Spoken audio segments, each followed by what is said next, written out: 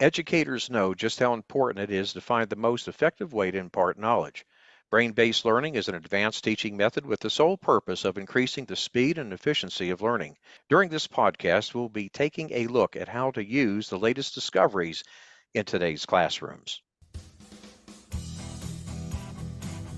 Welcome to episode 116 of the Teacher Rockstar podcast, a place where tips and strategies critical to the new teacher are discussed. We share the latest educational research and best practices so that the new teacher can be better equipped for a successful classroom experience.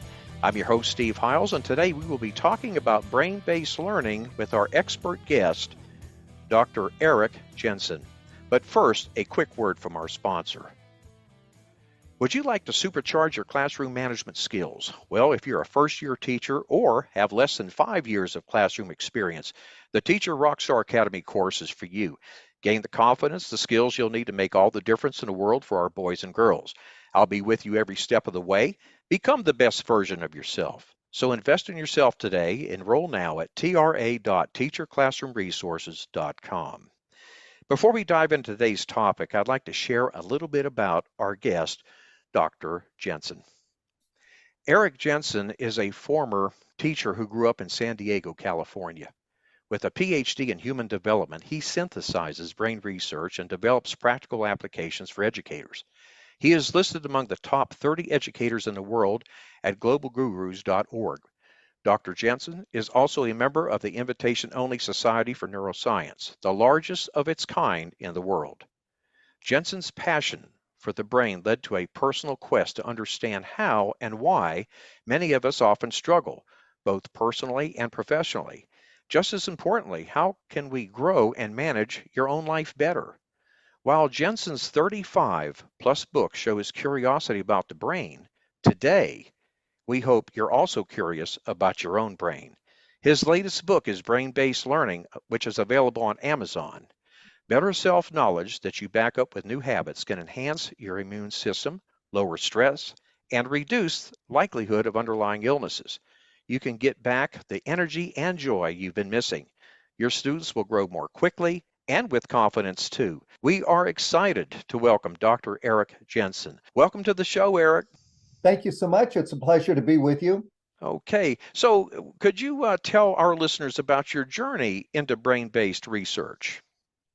It happened a bit by accident, as many good things do. When I was 30 years old and had been teaching in the classroom for a while, I took a kind of a personal development workshop in San Diego, and it's really about becoming a better person in a lot of different ways. But the speaker kept referring to the brain this, the brain that, the brain that. And this whole time through is the first time ever I'd heard anybody start connecting brain stuff to real life. And when I asked for some books to read, they gave me some books to read. I just devoured those. And from then on, I was on a path. And that path led me to writing my very first book, which was called The Learning Brain. Well, maybe my second book. The Learning Brain. It just got me completely pivoted in a brand new direction. And so that started decades ago, and I've been on that path ever since. And the biggest reason why is out of every different type of workshop and training I've ever done in my life, I get more people that tell me when they attended my workshop on the brain, it's been the most life-changing, the most classroom-changing, and the thing that's helped them become a better teacher more than anything else I did. And that keeps me remembering the power of this. I've never lost that sight, that whole psyche about it and that energy. Well, that is just totally awesome. Let me ask you, how does the brain, Eric, actually learn in the classroom? I think most teachers would be really, really surprised because most of their training is in only one of the 8 ways that our brain actually learns. So one of the 8 ways is through what we might call explicit or declarative learning, meaning the use of words or spoken or reading or seeing things in language. So that is a way that our brain processes learning. But our brain also processes things episodically, meaning where we are when it happened. If I say, would you eat 2 days ago for dinner? You'd say, let's see, where was I, at home or did we go out? Like you have an environmental cue for what happens, which means in the classroom, if you keep using the same spot for kids all the time, you throw all of those cues together and it's harder for them to remember what they did, where they were.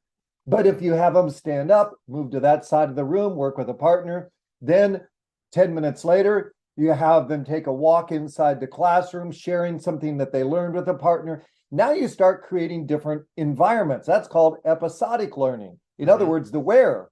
Right. Another type of learning is procedural. You can learn with by doing it. You learn through gestures, through movement, through touch.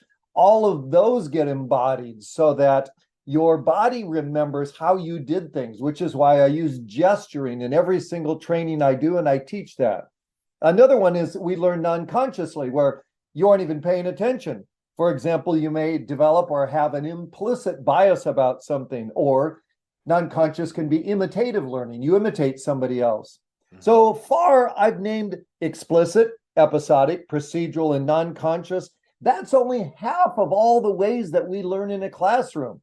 And you can tell why many teachers struggles because they're sitting in front of this giant control panel that's got 8 different ways that their students can learn. Hmm. And the only one they know how to adapt, juggle, move, jostle, change is the one on explicit or declarative, meaning word-based learning. That's the Right. way it is for most teachers. And one reason that they struggle is they miss out on all the other things that there are for ways to learn. I could go on, but you just get a sense that, wow, your brain is designed to learn a lot of different ways. That's totally amazing. And, you know, could you also share the connection between the body and movement in Well, itself? many people treat them as if they're separate. Like they say, okay, we're going to take a brain break, or we're going to take and they think a brain break is the same as a body break. Actually, your body and your brain work as a team nearly 100% of the time. I mean, Uh-huh. you could say there's exceptions, but almost 100% of the time they work together. So your brain's trying to get your body to get you through the day, every day. It does that by interacting with the environment. Hmm. And so the connection is that your brain supplies the predictions based on memories and what you've done in the past and what you see. It provides the predictions of what's coming up next, and it alerts body areas to be ready for those predictions. So how does the connection between the body and the brain work in a classroom? Well, it's pretty simple when you think of it this way. Your Uh-huh. brain is not a stimulus response. It's not driven that way. Your brain is a predictive processor.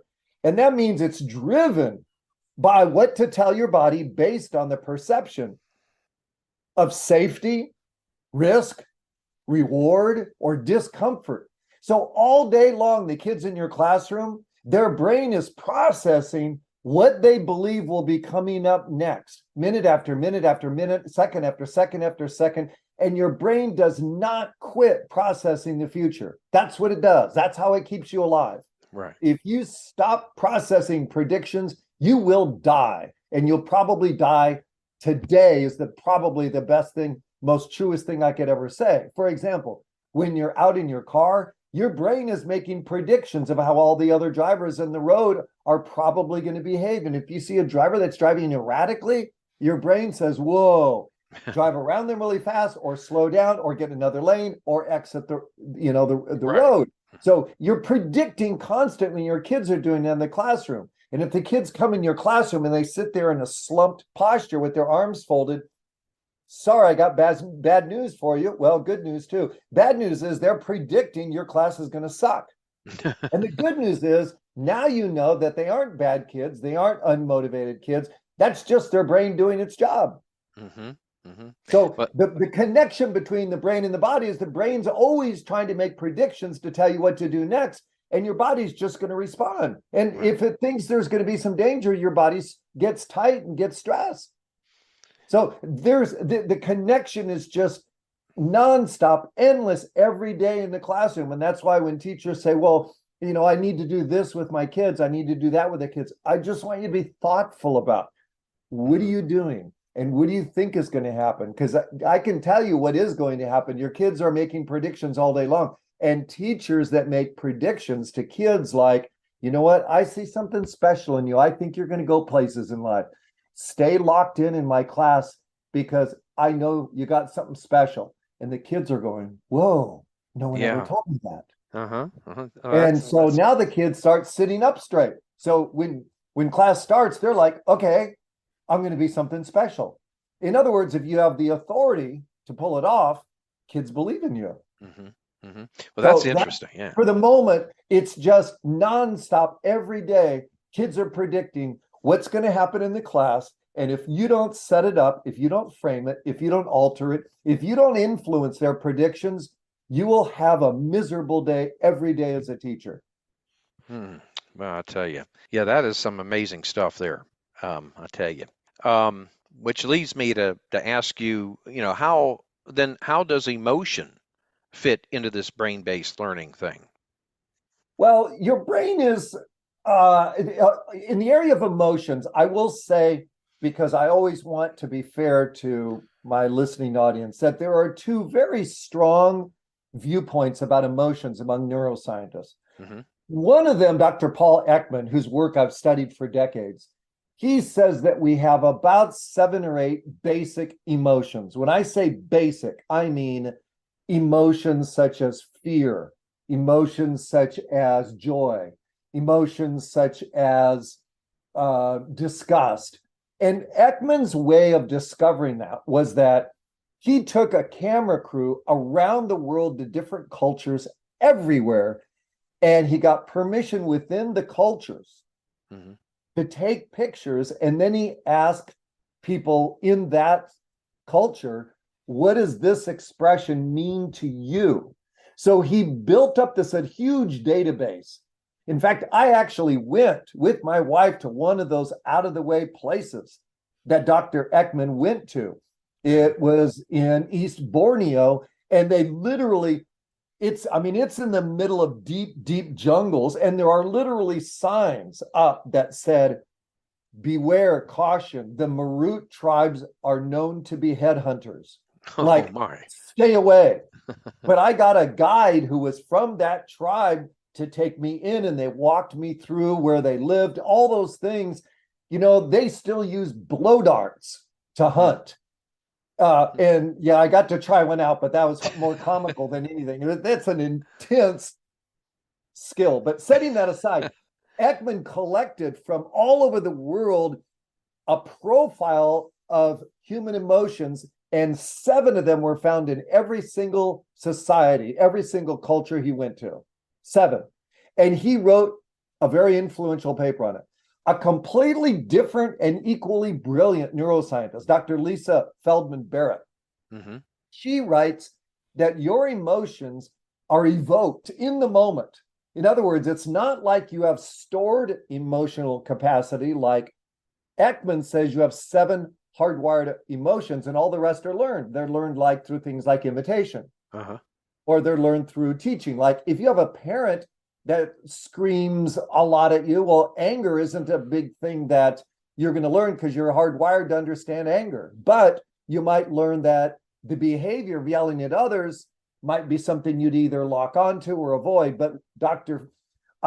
Lisa Barrett, what she says is she says that in the moment, your brain evokes a recipe for what you need for an emotion. Hmm. I've read her papers, and I'm sorry to say, I still don't quite understand the neurobiology of the how, but she has a huge following and she has a very strong reputation. hmm hmm So I'll just say to people how emotion fits into it is either your hardwired emotions come out all the time in the classroom, or they get spun out of your brain based on the situation. Here's why I think, and I've stayed with Ekman's camp. Uh-huh. So listen and lean in, listen carefully. In the classroom, I was told as a little kid all the time, knock it off, shut up, behave, do this, do don't. And most of the time, I had no idea what the teacher was talking about. Why? I had the hardwired emotions, hmm but my dad and mom divorced when I was 2, and my mom was never a warm, fuzzy teaching emotions mom. I went through babysitters for 4 years. None of them taught me any of the other life skill emotions.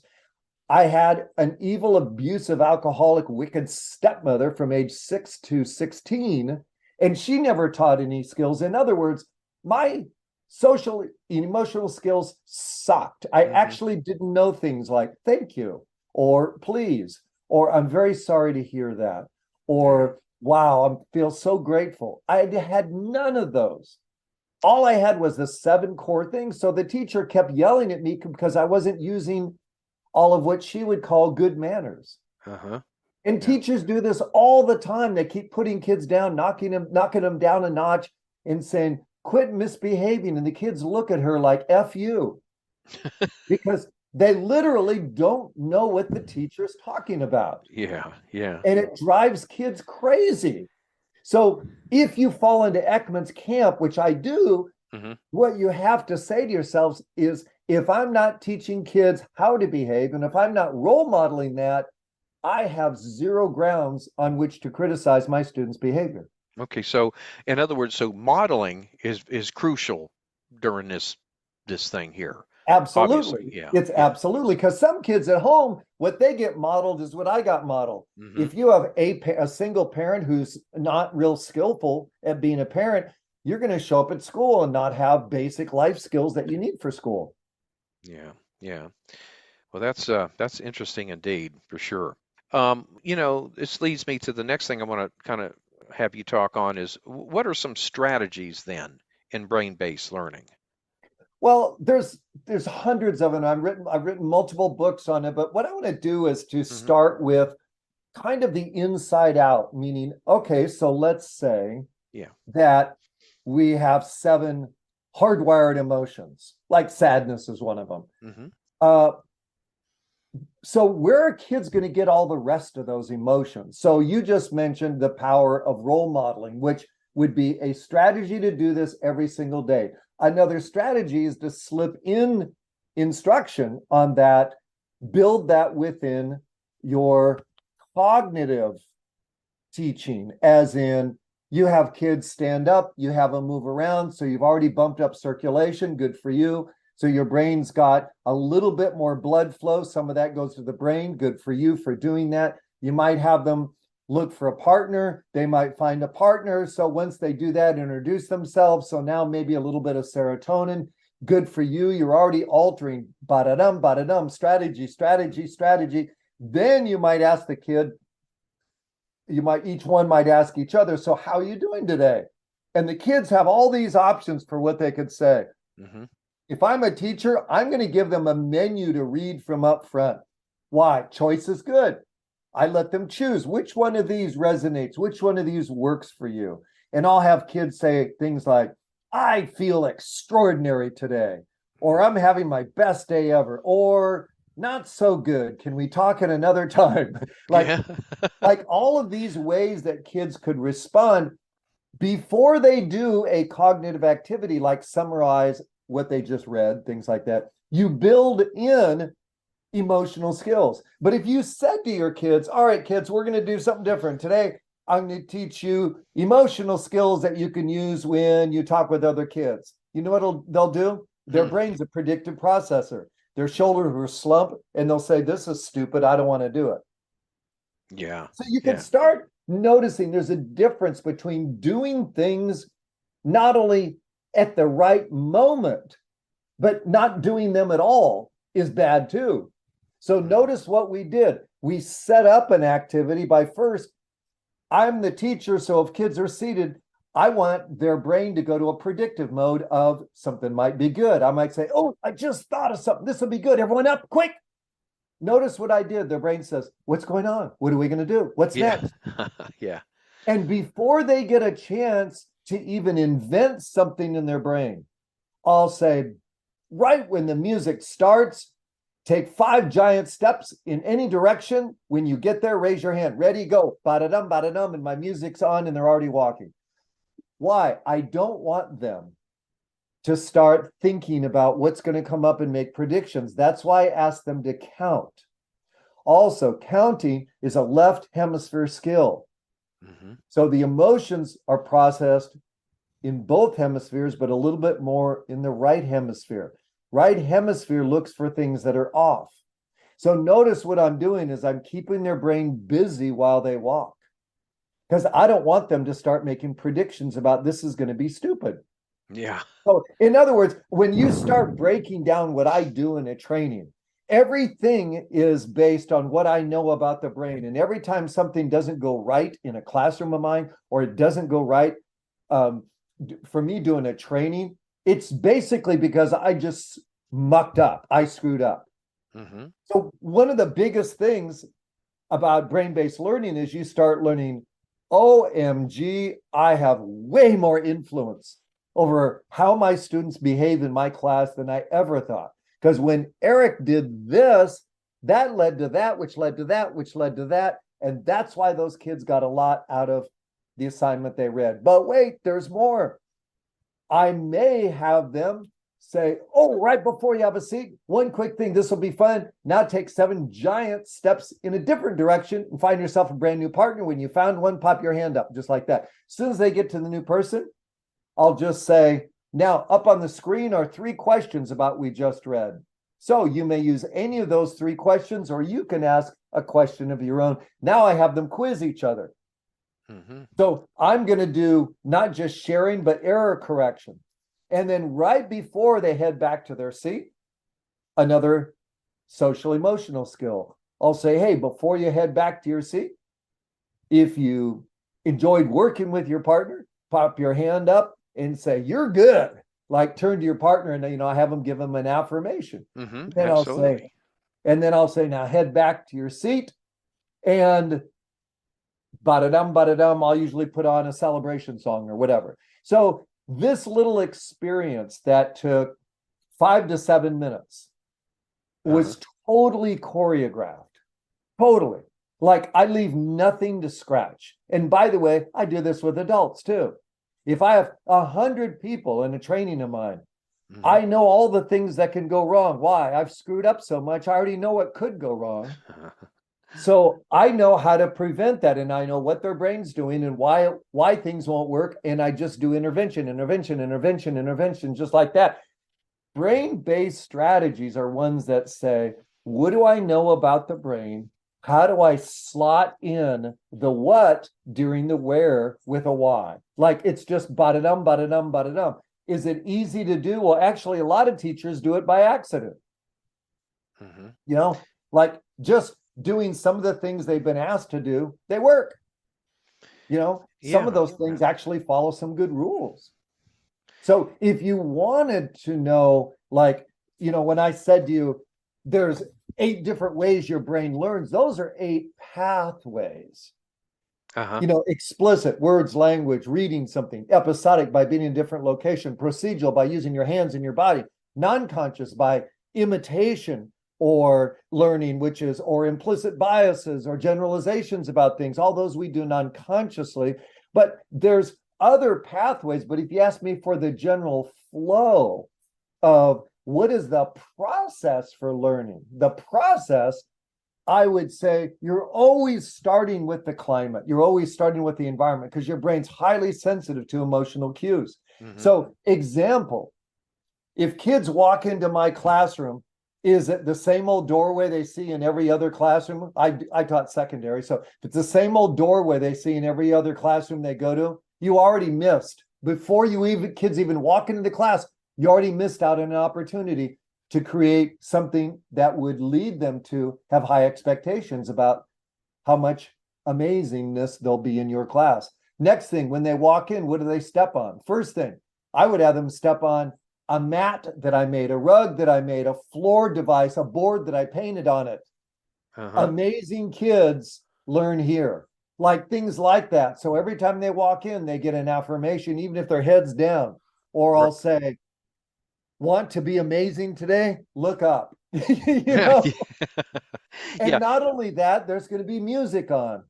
Teachers who put really hard problems on the board for kids when they Uh-huh. walk in class, they have no idea about kids' lives away from home. away from school. Yeah. For Yeah. many kids, when they get home, you know what their job is?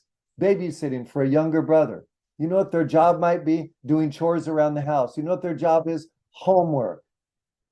Like Yeah. for many kids, it's just one problem after another, after another, after another. So as soon as they walk in your class, the first thing they get is a problem to solve. Really? That's the Yeah. best you can do? How about an inspiring quote for the day?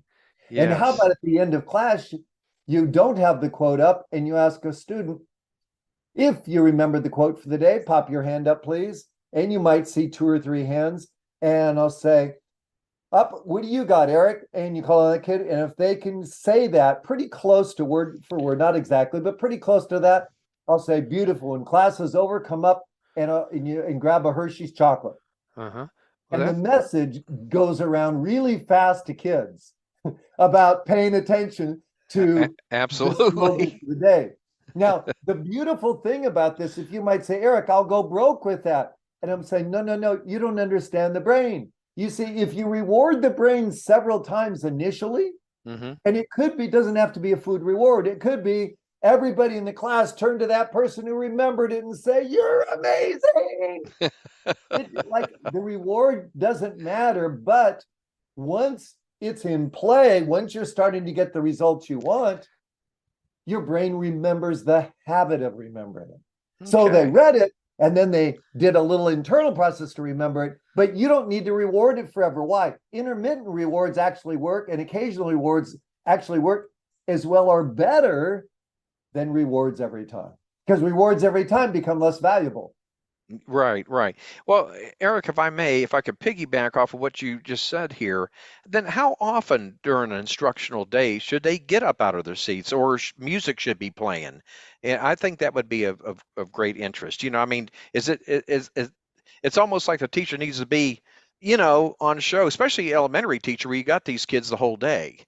Yeah. Could you kind of speak to that there? Yes, Like, I think one of the things that made my teaching more awesome, and by the way, I did start off being awkward as a teacher, and uh-huh. like lots of other teachers, had all these new things to learn, but I was blessed. I had one of the best mentors. I was teaching catch-up skills for kids in high school, and the catch-up skills were reading, study skills, memory tools, Yeah. note taking, all that. So my job was to help high school kids get caught up who were basically just sucking at school. Hmm. So I would try anything with them.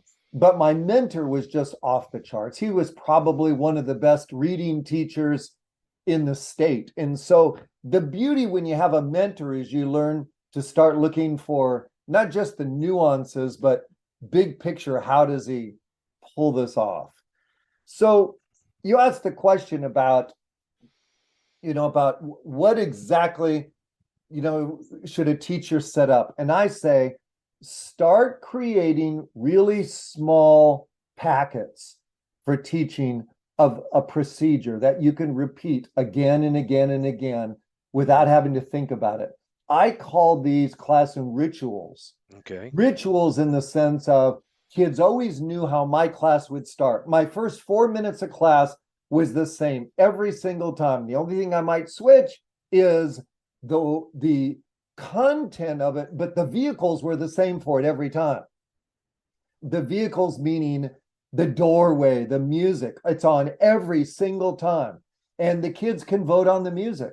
But there is a vehicle so that every class was started up with the same things that I needed in it every time.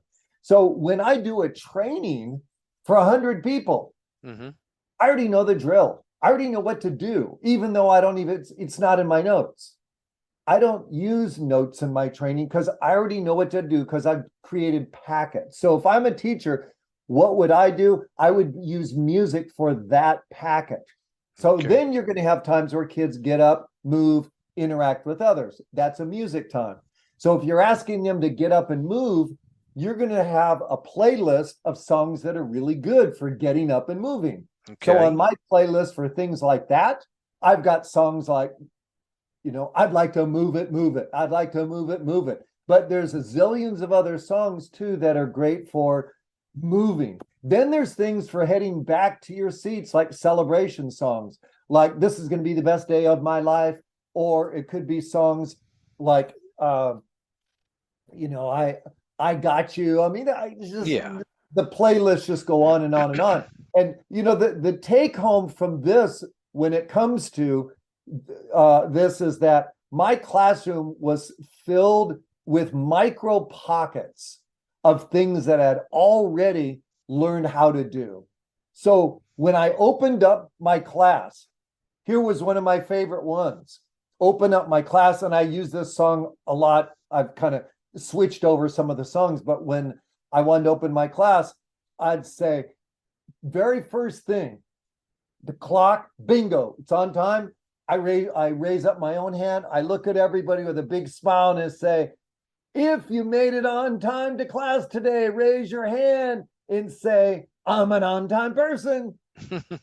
Yeah. So why? I want them to have the identity that I'm an on time person. Notice Right. I went after, who am I? I'm an on time person. I could say, raise your hand and say, oh, yeah. Now that's not bad. But you see, identity in our brain drives behaviors more than even acknowledgments. By the way, acknowledgments are worth a lot and they're Hmm. good. So the song that I would then pop on would be a song like Are You Ready by Soca Boys, or Be Ready for a Miracle, or it could be the Miracle, or it Uh-huh. could be On Top of the World, Imagine Dragons. So Get Ready, Rare Earth. There's all these songs that I would do right at the start just to get people up and going. They're going to be up and out of their seats for my get started routine every single day. By the Oh, way, I have a closing routine. So okay. the routine is what starts making your teaching easier. You create Right. micro blocks of things that can be replicable again and again and again and again. Kids know the drill. As soon as this music starts, they know. It could be you're putting away things. It's your transition music. It's your when there's a fire drill. It's like everything you have a packet for. Pretty soon, my teaching, even the packets for skill building, like that might be an 18-minute packet. I had opening music, closing music. During the skill building, I might have a micro packet for something, but mostly I knew the drills for building skills. Hmm. So micro packets filled up a portion of my teaching day. Why? It offloaded things so I don't need to think about them. And second, I could put my planning time into the new content for that day. Oh, that's something. Well, let me ask you now, when the children first or came into your room, did you have music playing at that point, like maybe something soft or something, or Absolutely. oh, So I let okay. kids vote on things like that. Oh, And okay. All right. and so I would run it by, I'd go home and listen to the song. And if I thought it was a good song, we'd play it. If there were weird lyrics or something, I Hmm. didn't. But kids could vote on things like that. If I didn't get votes that week for it, because I had a suggestion box for music, if I didn't get any, I just play my own stuff. Some kids say, can you play that again? Yeah, yeah. So when kids come into my class, always music. When they leave, always music. And when they arrive, Hmm. I'm going to have a routine that I already got memorized, and I don't mess with it. I Right. stop the regular teaching at about 5 minutes before closing time.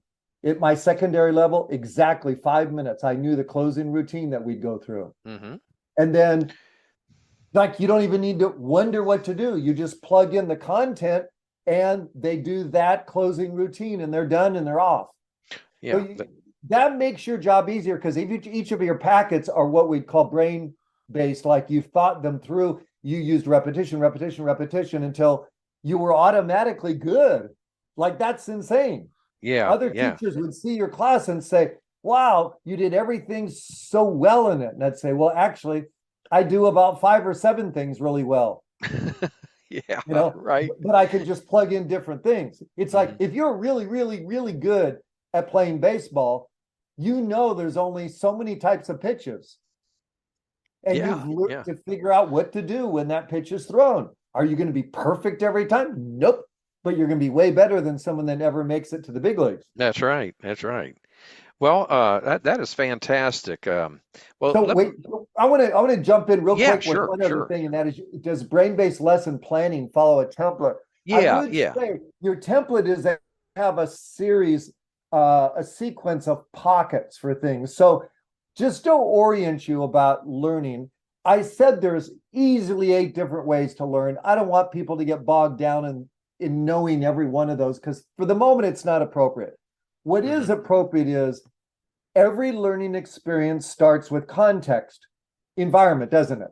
Yes, it In other does. words, if the kids feel safe to take risk, they'll do that. If they predict it's going to be fun, they'll do it. If they perceive a reward, they'll do it.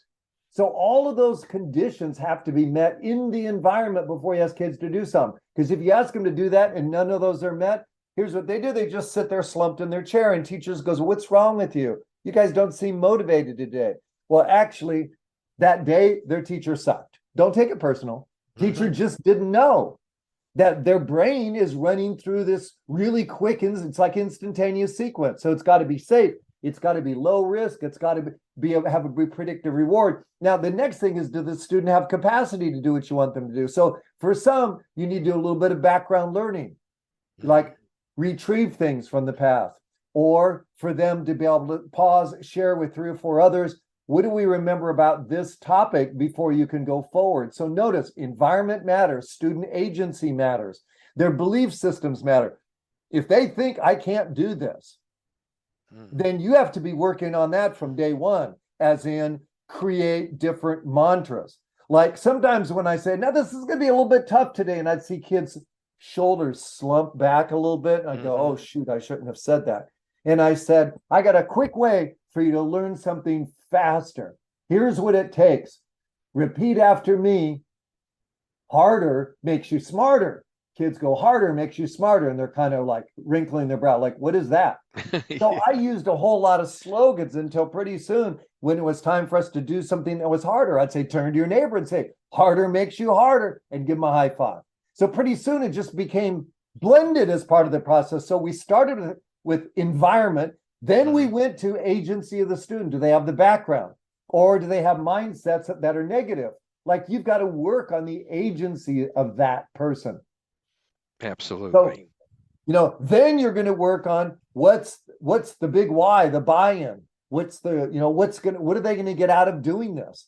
Like if I said, how many of you would be psyched up if I could show you how to cut your homework time, by Yeah. half? I'll show you a way to do that. So if you're ready for that, taking a slow, deep breath through your nose, hold it, hold it, hold it, and let it out. Notice I just embedded a brain-based technique, which is calming using the parasympathetic nervous system. So then when it's time to take on the task, I'm going to let them work at it either by themselves or with a partner for, let's say that's a content-based task. Take it in, take it in, take it in. And after about 6 to 12 minutes at the elementary level and maybe 10 to 15 minutes at the secondary level, it's time to pause. Pause to process, time for asking questions, generating questions, time to quiz each other, time to double check our work. And in other words, no new content. And once they've got their content chunk in their brain clarified, then their brain needs a break. Hmm. When I say brain break, that does not mean give them different stuff to do. Teachers don't understand. Brain breaks mean cut it out, stop it. Hmm. Quit making your brain do work. Here's why. Because your brain now is trying to decide, should I save all this new learning or not? Because you don't remember everything that happens in your life. So why should Yep. it just save what you just did? If you screw this up, you got to reteach. And if you got to reteach, it costs you time, and it keeps costing you time. You get more stress. Your kids fall further behind. How's that working out for Yeah. you? Yeah. Really. So the brain breaks is several minutes where kids can stroll around the classroom, hands to yourself. They can look up at things up on the wall. They can read affirmations. They can sit in their chair slumped over. If they do that, they just breathe slowly. If they want, they can just watch something that's calming, like an aquarium. Hmm. So the idea is just to shut it down. 5 minutes. Anyone walking by your class would go, oh, that's the worst class I've seen all day. Look at those kids. Yeah. They're a bunch of slugs. Unfortunately, the person that said that actually doesn't have any clue about how the brain works. Right, right. I took a walk one day with Dr. Terry Sanowski. He works at the Salk Institute of Biological Studies in La Jolla, California, one of the most renowned neuroscientists in the world. Took a walk with him one day. I used to take teacher groups out to Salk Institute so they could visit that. Hmm. And I did this actually to 40 different places around the country. I'd take teachers out to labs of neuroscientists so we could talk to the scientists to figure out how does our brain work. And Dr. Sanowski said to me, he said, he said, I love this profession. I love that you brought teachers to me. And I said to him, listen, if you had a class to teach, and he interrupted me, he said, Eric, I do have a class. I teach undergraduates all the time. I mean, he said, like Wow. top of the food chain PhD, but he Hmm. teaches undergraduates. And I said, well, how would you teach it to maximize brain work? And he said, well, I'd give them something to read before the lecture to prepare them. I'd give a short lecture. I'd let them discuss the lecture. Then I'd tell them to go take a walk for about 10 or 15 minutes. Wow. Like, this is a Yeah. guy that knows the brain as well as anybody in the world. I've Hmm. read a couple of his books, listened to him talk. This guy knows his stuff. But notice the take a walk part. Hmm. So teachers who keep go, go, go, go, go with content all day because they're behind. No, actually, that's part of the reason you're behind. Wow, that is very interesting there. Absolutely. Eric, let me ask you, what's the biggest takeaway that you want new teachers to know when implementing these brain-based learning strategies in their classroom? Wow, that's kind of a big tough one for me. Probably to remember that you have the power, you have the capacity, and you have the responsibility to Hmm. influence the student's brain all day, every day. And don't go AWOL on them. Don't give up on them. You've got the power to influence it. So when I tell you that, hey, I was voted one of the top 30 educators in the world on globalgurus.org, it's not because I've been terrible at my job. It's because I've learned how to influence my students. I've learned how to influence teachers. So never, never, ever point fingers at kids and say there's something wrong with them. There's something wrong with their parents. Just please, please own it. Ownership. This is your ship. You're in class. It's your train. It's your bus. You're the driver. Own it. Own what happens in kids' responses. If they have a great day, smile, pat yourself on the back. When they don't have a great day, take notes afterwards, write them down. One of the best trainers, teachers I've ever met in my life. When he was 20 years old, he had a notebook he carried everywhere he went. And he would write down what happened that day that worked and that didn't work. Hmm. By the way, he's a household name now. So many people know him. I'm not going to share his name, but I want you to know that's how he got good is he owned the results that he got. So the best takeaway is when it comes to influencing the brain, you are the king, you're the queen, you're the one that's got the drivers, you got the steering wheel, you got the gas pedal, you got the brakes, you got the AC, the heater, you've got everything. That's what you should own. And I do that when I walk into a course. I've walked into rooms where I have 2,000 people in the audience. And you know what I say to myself before I walk on stage? I say, What's it? Eric, you got this. They have no idea who they're up against today.